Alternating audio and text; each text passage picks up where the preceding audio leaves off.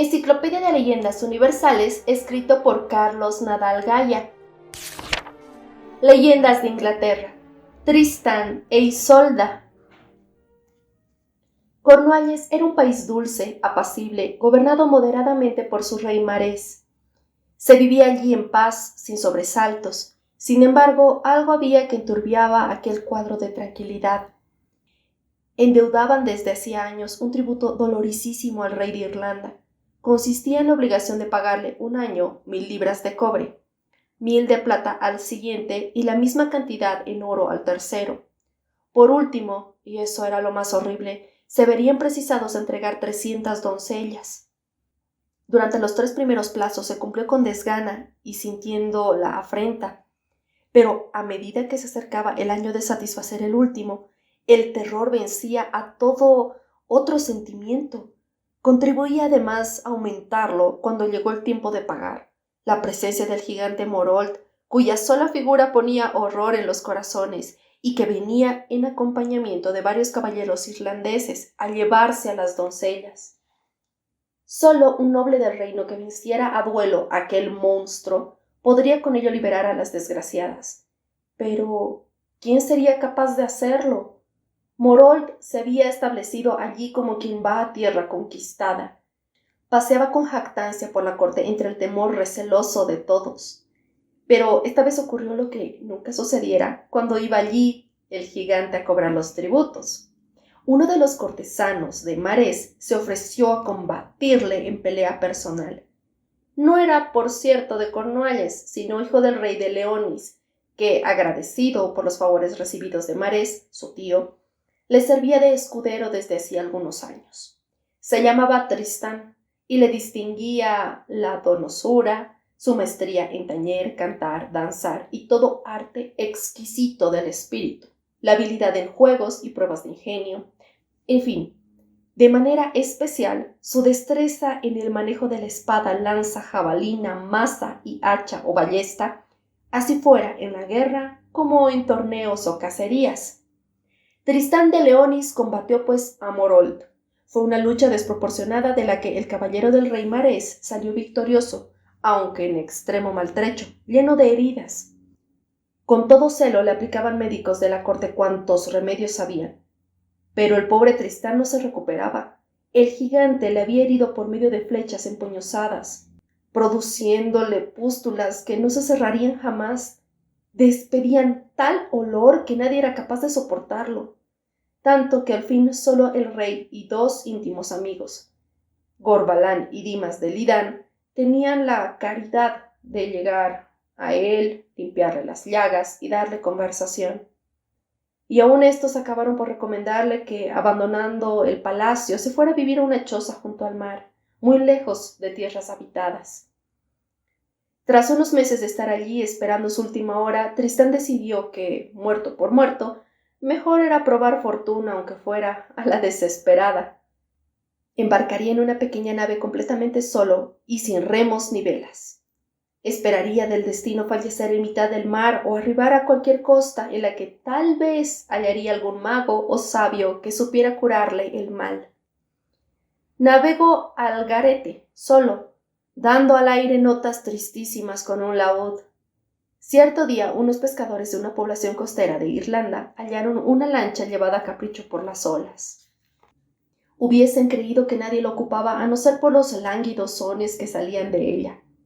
Al acercarse comprobaron que, en efecto, un hombre pálido, malherido, famélico, estaba medio tumbado allí, con solo fuerzas para rasgar débilmente las cuerdas del instrumento.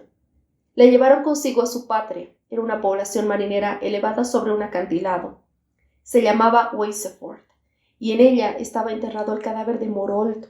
Su señor era el monarca que había cobrado los tributos de Cornualles. Los pescadores le hablaron a Tristán de que la hija del rey podría seguramente curarle, pues era sabia en materia de ungüentos y elixires de raras virtudes. Se llamaba Isolda, la rubia, y ninguna mujer la alcanzaba en hermosura. Ambas cosas resultaron muy ciertas. Supo curar y reanimar a Tristán en 40 días de darle baños e infusiones y de aplicarle pomadas mágicas. Parecía que nunca se hubiera encontrado mejor. pero su mejoría le puso ante la evidencia de que iba a correr un grave peligro si llegara a descubrirse que él era el asesino del gigante. Dijo ser un juglar que navegaba hacia España, cuando asaltaron el barco unos piratas de los que pudo escapar en una barquichuela, aunque gravemente herido. Así cubrió las apariencias hasta que pudo huir con tiempo, para no ser visto por ninguno de los que acompañaron a Morold y que devolvieron su cadáver a su patria. De nuevo en la corte de Marés, Tristán fue acogido por éste, con grandes muestras de afecto. Le tuvo junto a sí como a hijo del que carecía por estar soltero, y todos le consideraban ya heredero para el día de la muerte del rey. Esto quitaba el sueño a 4 varones llamados Andret, Ganelón, Godoino y Denoalen, conocidos por felones, y que odiaban de todo corazón a Tristán por la preferencia que le mostraba el rey. Comenzaron a esparcir rumores por la corte, que era mago, como bien lo demostraba el haber curado sus heridas y cruzado el mar en una embarcación sin más gobierno que el de un laúd, que tenía embrujado al rey con la idea de heredarle, que no quería que éste se casara para que ningún hijo pudiera quitarle el puesto que ya creía tener seguro. La insidia hizo mella en los nobles. Iban al rey conjurándole a que apartara de su lado al extranjero. Predecían los peores males. Aseguraron que era un embaucador ambicioso y que iba por el cetro real. El monarca se vio forzado por la presión unánime a anunciar que elegiría esposa, aunque no lo deseaba. El mismo Tristán se lo recomendó por insistencia para deshacerse las habladurías sobre sus deseos de heredarle. Por esto, cuando Marés puso una condición, a su criterio imposible, que sólo se casaría con la mujer de quien fuera unos rizos de oro que había llevado hasta su habitación una golondrina en el pico, se apresuró a ofrecerse para traerla a Cornualles, que él la encontraría donde fuera. Pensaba en Isolda, la rubia. Embarcó con un lúcido séquito. Ya en Windsor se hicieron pasar por mercaderes. Las personas les hablaron de que hace unos meses había aparecido en la cercanía un dragón que llegaba a la ciudad y devoraba a las doncellas. Nadie hasta entonces, de entre tantos esforzados señores con que contaba el país, se aventuró a hacerle frente, pese a que el rey ofreció la mano de su hija Isolda al que le diese muerte. Tristán vio por ahí el medio de llevar a Isolda a Cornualles. El dragón tenía cabeza de bicha, ojos encendidos, garras de león y cola de serpiente. Tristán la embistió por 3 veces a caballo, pero la lanza se le quebraba, incapaz de penetrar en la piel escamosa del monstruo. Fue entonces hacia él a pie, espada en mano. El dragón, viéndose atacado tan directamente, vomitó fuego por sus fauces sobre el caballero. Este, sin perturbarse por ello, aunque con grandes quemaduras, avanzó aún más y le introdujo el arma por la garganta hasta atravesarle el corazón. El dragón cayó fulminado. Tristán le cortó la enorme y viscosa lengua colocándola en un zurrón. Estaba herido, lleno de llagas purulentas que le hacían sufrir de sobremanera. Llegó con paso vacilante hasta el caballo, pero no pudo montarlo. Cayó tendido en el suelo entre unos cañaverales. A todo esto, el senescal del rey, que deseaba a Isolda, pero era incapaz de enfrentarse con el dragón para obtenerla, había espiado la lucha de Tristán, y así que lo vio caer se acercó y cortó la cabeza del monstruo. La presentó en palacio como testimonio de que él le había dado muerte. Isolda, al oírlo, prorrumpió en una gran carcajada, luego en llanto, al saber que sería dada al más vil y cobarde de los nobles del país. Sin embargo, sospechando la falacia, se encaminó al lugar de la lucha con su paje, Perinis, y su doncella, Brangania. Efectivamente estaba allí el dragón con la cabeza cortada, pero había un reguero de sangre, un caballo abandonado, un yelmo y un caballero desconocido, de bruces, sobre una charca. Entre Perinis y Brangania lo llevaron secretamente a las habitaciones de la princesa. Esta durante varios días le curaba las heridas. No le reconoció, tan desfigurado había llegado a ella la primera vez, pero se sentía vivamente interesada por él. Un día estaba contemplando con cierta admiración sus armas, cuando descubrió que en la espada faltaba una mella, justamente la que había hallado en el cráneo del cadáver de Morold. Aquel extranjero era pues Tristán de Leonis, sobrino del rey de Cornualles. En un arrebato se lanzó sobre él empuñando la espada. ¡Tú eres el asesino de Morold! Pero Tristán la convenció con serenidad de que todo había ocurrido en noble lid, y le dijo que recordara que había dado muerte al dragón precisamente con el fin de obtener su mano. Pudo más en Isolda la atracción de aquel caballero que la fuerza de la sangre. Además, era 1000 veces preferible Tristán que el odioso Senescal. Cuando se presentó, pues, al rey pidiendo la mano de Isolda, Tristán dejó que mostrara la cabeza como prueba y que se envaneciera de su pretendida proeza para luego salir él enseñando la lengua del monstruo, dejándola así completamente en ridículo. Le fue concedida la mano de la princesa. No bien acababan de hacerlo cuando gritos de «¡Es Tristán! ¡Ha venido a afrentar a la princesa! ¡Piensa llevarla como esclava!» resonaron en la sala. Empero la palabra del rey estaba dada. Por si no fuera suficiente, Tristán aclaró que no se la llevaba en servidumbre, sino para ser reina de Cornualles, pues pedía allí ante todos, de manera solemne, su mano en nombre del rey Marés. Al oír esto, Isolda entró en cólera. ¿Qué engaño era este? No la quería para él el caballero. Fue presa de la mayor desesperación. Pese a todo, no tenía más remedio que partir con los extranjeros. Su madre, que era hábil en sortilegios y filtros, le preparó uno de estos con raíces y flores de plantas exóticas. Tenía la virtud de imbuir en el corazón de los que lo tomasen un incontenible y permanente amor recíproco. Esperaba así la madre vencer la aprehensión previa de Isolda hacia su futuro esposo. Dispuso, pues, que Brangania llevara el líquido hasta Cornualles y se lo diera a beber a los esposos en la noche de bodas. La sirvienta lo guardaba con cuidado durante la travesía, pero un solo descuido que tuvo fue fatal. En un día de extremo calor y la mar en una calma expectante, primero Isolda, luego Tristán, sintiendo que les ahogaba la sed, bebieron del filtro, creyendo que era un líquido refrescante. A partir de entonces, el odio de Isolda hacia su acompañante se trocó en un amor desenfrenado, al que Tristán correspondía con no menor pasión. El resto de la travesía lo pasaron en un permanente deliquio. Llegados a Cornualles se celebraron las bodas de Isolda y el rey. Brangania, que con horror había descubierto el equívoco, ideó el ardid, de acuerdo con su señora, de suplantarla en el tálamo nupcial. Isolda era reina. La rodeaba la admiración, el respeto de todos. Vivía entre las mayores comodidades y lujos. Su corazón, no obstante, sangraba. Cada noche Tristán dormía a pocos pasos del lecho real, junto con otros de los más allegados al monarca, según costumbre. No tardaron, pues, los dos amantes en salvar aquella breve distancia. Siempre hay en estos casos una voz delatora. Por una de ellas obtuvieron los 4 nobles felones datos preciosos con que llenar los oídos del rey.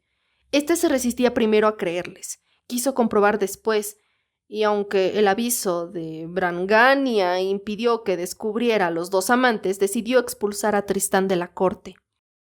En el palacio había un jardín frondoso, cercado por elevado muro.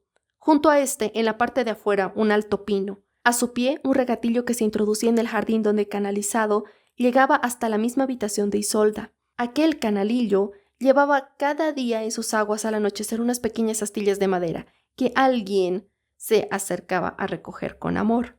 Y a noche cerrada una sombra escalaba el pino, dejándose caer luego sobre los parterres del jardín. Se oía enseguida el cuchicheo de 2 personas que hablaban en la oscuridad. Nuevamente llegaron los rumores al oído de Marés. Cierta noche se hubiese podido ver al rey que andaba agazapado junto al muro exterior de su palacio. Luego escalaba el árbol como ladrón de su misma casa. Allí estuvo esperando con ansia en el corazón. No tardó en ver cómo Tristán se acercaba y echaba unas astillas en la pequeña acequia y cómo Isolda las recogía amorosamente. Esperó encogido, quieto, entre las ramas.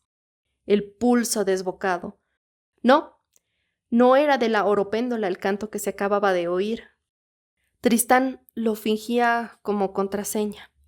Luego se hablaron él e Isolda, desde uno y otro lado del muro, pero no era el suyo, el lenguaje de los amantes. Pedía él que la reina intercediera cerca de su esposo para que lo remitiesen en la corte. Protestaba de que los malos consejeros le hubieran apartado de ella.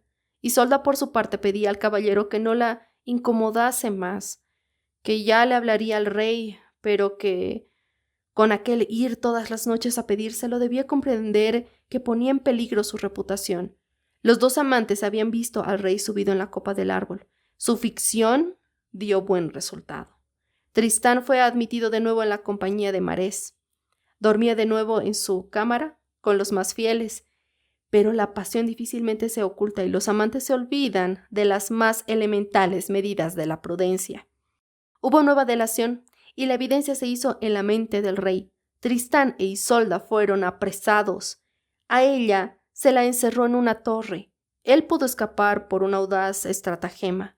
Pasaba con sus guardias por delante de una iglesia que de la parte del presbiterio daba a un barranco cortado a pico sobre el río. Les pide que le dejen entrar a rezar. Solo había una puerta y por tanto no podría huir. Se lo permitieron. Una vez dentro, rompe el vitral de una ventana del ábside que daba sobre el despeñadero y se lanza temerariamente al espacio. Solo milagro pudo ser que el viento, hinchando sus ropas, le llevara suavemente hasta la otra orilla del río. El culpable había escapado a la venganza de Marés. Recaerá, por tanto, con más dureza sobre Isolda. Le prepararon una pira. Todo el pueblo asiste al terrible castigo. Encienden los breñales. Van ya a atar a la víctima cuando se abre paso entre la muchedumbre un grupo repelente de leprosos que gesticulan y vociferan de una manera espantosa. La queremos para nosotros. Dádnosla para que sea nuestra. Un estremecimiento corre por la concurrencia. El rey duda, entreviendo la posibilidad de ensañarse con su esposa infiel con un castigo más horrendo que la muerte. Ordena que le desaten manos y pies, que le entreguen aquella chusma informe. Un grito ronco y salvaje se levantó de aquellas gargantas en descomposición. Se apelotonaron todos como moscas viscosas sobre la figura pálida y esbelta de la reina. Cundía la consternación en el ánimo de todos. Teníase la impresión de que un crimen monstruoso se estaba consumando entre los cañaverales de la ribera del río. Parecía aún más sombrío el silencio de aquellos infrahombres que se habían llevado a Isolda, que los mismos gritos que dieran anteriormente. Lo que nadie podía sospechar es que Isolda estaba en brazos de Tristán, ambos internados en un profundo bosque. En el pedregal del río, el cuerpo de un hombre leproso yacía sin vida, mitad en el agua, mitad sobre las piedras. Los otros habían huido despavoridos. Los dos amantes llevaron una vida de extremas privaciones que les resultaban dulces porque las colmaba el amor. Ni la fronda fue empero refugio. Marés les buscó allí. Se acercaba con cautela, espada en mano, y les descubrió tumbados, durmiendo uno al lado del otro, pero con la espada de Tristán separando sus cuerpos. El rey se enterneció. Isolda estaba tan delgada que el anillo le venía ancho en el dedo. Él parecía un hombre salvaje. Los dos vestían harapos. Además, la espada en medio era símbolo de castidad guardada. Marés dispuso su ira. Colocó su espada donde estaba la de Tristán. Dejó además sobre ella sus guantes de armiño. Regresó a palacio pensativo y melancólico. La acción del monarca sembró sentimientos contradictorios en el pecho de cada uno de los enamorados. Él sintió vergüenza de sí mismo ante el gesto magnánimo de su señor. Ella, compasión, ternura y agradecimiento hacia quien después de todo era amante esposo. Los dos pensaron uno del otro que por culpa de él estaba arruinando su vida, que perdía un hermoso porvenir por entregarse a su pasión. Habitaba la selva un ermitaño llamado Ogrín. Tantas veces les había reconvenido sin resultado. Ahora iban a ponerse a sus pies. Recomendó enviar un mensaje a palacio. En él pedían clemencia, pero insistiendo en que eran inocentes. En su fuero interno, el haber bebido el filtro les justificaba de todas sus malas acciones. Tristán ofrecía, por su parte, abandonar para siempre Cornualles. Isolda fue acogida de nuevo al lado de Marés. Tristán no se marchó, no podía cumplir sus buenos propósitos. Seguía oculto.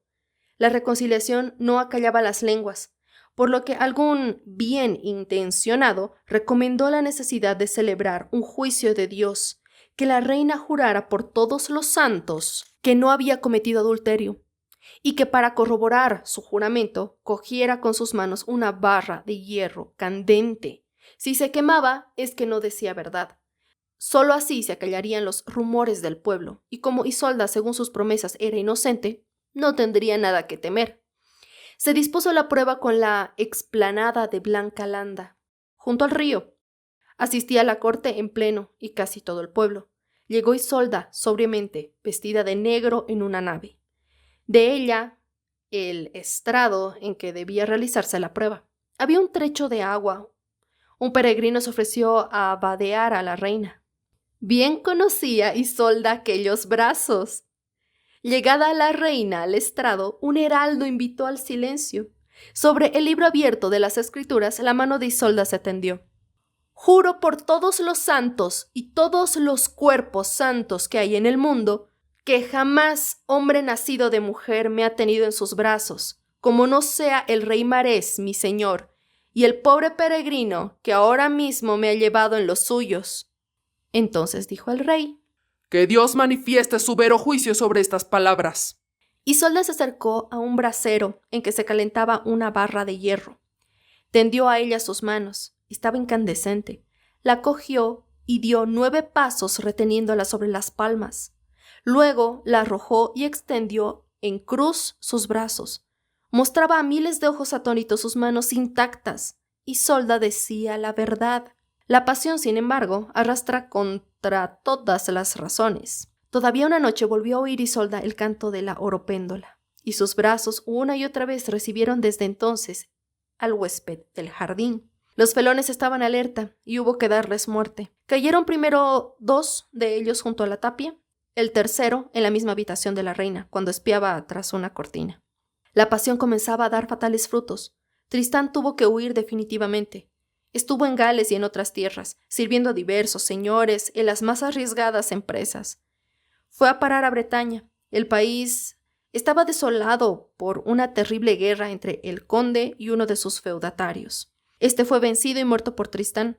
El conde le retuvo en su palacio como a cortesano favorito. Le dio en premio la mano de su hija, Isolda, la de las blancas manos. Era esta una esposa fiel, sumisa, delicada y amorosa, pero su solo nombre habría más en Tristán la herida de la ausencia de la otra Isolda. Jamás le dijo a su esposa cuál era su cuita, pero sí la confió a su cuñado Cajerdín, que le amaba como un hermano. Aún una vez volvió a Cornualles, acompañado de aquella alma noble, pero un maldito equívoco hizo que Isolda se negara a recibirlo. Entonces se presentó en la corte de Marés, a guisa de loco, de los que van por los caminos. Logró que le metieran en la sala del trono, y en palabras veladas iba descubriendo a Isolda su identidad y reprochándole la esquivez de que había dado muestras. Isolda creía que si aquel loco sabía tantas cosas, era por una artimaña de sus enemigos. Sin embargo, se le ocurrió traer a un perro fiel que había vivido con ellos en el bosque Morois, Jurdán. Este se echó a los pies de Tristán poseído de una inmensa alegría. El loco quedó establecido en palacio por deseo de la reina. Los criados le tenían aposento debajo de una escalera como a un perro, pero por la noche sus brazos rodeaban a la señora del palacio. Alguien le descubrió merodeando la puerta de la cámara real y le echaron a golpes. Tristán volvió a Bretaña. Cajerdín combatía entonces con un fuerte enemigo y su cuñado le ayudó en la contienda. En ella le dejaron maltrecho a Mandoblés. Necesitaba a Isolda. Ella le curaría como otras veces. Cajerdín se ofreció a traerla. Llevaba un anillo de esmeralda que Isolda le diera a Tristán diciéndole: «Siempre que me hagas saber un deseo tuyo, con esta joya lo cumpliré sin pensarlo». Los 2 cuñados habían quedado en que al regresar Cajerdín, si traía consigo Isolda, izaría una vela blanca en la nave, si no una vela negra. A todo esto, la otra Isolda, la de las manos blancas, había oído la conversación en que su esposo y su hermano se habían puesto de acuerdo. Se trocó en odio lo que fuera amor, y aún con más violencia en aquel que en este. Tristán yacía en el lecho, incapacitado para moverse. Solo vivía para la espera. Una mañana su esposa llegó ante él y le dijo: Regresa a Cajerdín. Su embarcación se ve a lo lejos. El pulso de Tristán se aceleró locamente. Dime, esposa, ¿de qué color es la vela? Es completamente negra. Respondió la de las blancas manos. Tristán se volvió bruscamente contra la pared. Dejó oír 3 grandes suspiros. Isolda amada. Y dicho esto, expiró. A poco, una nave de vela límpidamente blanca arribaba a puerto. Cajerdín descendía de ella con una mujer rubia y hermosa. Las personas del pueblo les recibieron consternados. ¿Qué ocurría? Ha muerto Tristán, la prez de los caballeros. Isolda la rubia llega a la habitación en donde yace el cadáver de su amado. Aparta a la otra Isolda que está arrodillada deshecha en llanto, presa de desesperación. Abraza el cuerpo exánime de Tristán, le besa en los labios y como si en ellos sorbiera la muerte, cae sin vida. El rey Marés fue tiempo después a Bretaña. Hizo erigir 2 espléndidos sepulcros para los 2 enamorados y dispuso que los colocaran uno junto al otro en una iglesia. Días después los fieles vieron con estupor que un rosal de rosas rojas, muy rojas, había surgido de una de las tumbas, extendiendo sus ramas y flores hasta encontrar la otra.